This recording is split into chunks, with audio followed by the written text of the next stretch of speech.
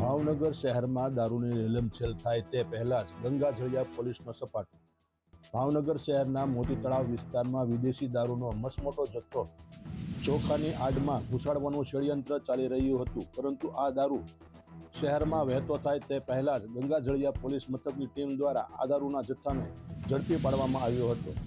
આશરે 250થી વધુ પેટી વિદેશી દારૂનો જથ્થો પકડાયો હતો, ત્યારે ફિલ્મી ઢબે કોઈ વસ્તુની આડમાં દારૂ ઘુસાડનારના પગ નીચેથી જમીન ખસી ગઈ હતી।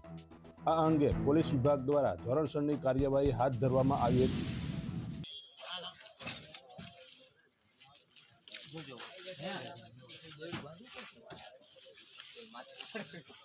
કેમ થાય ભાઈ?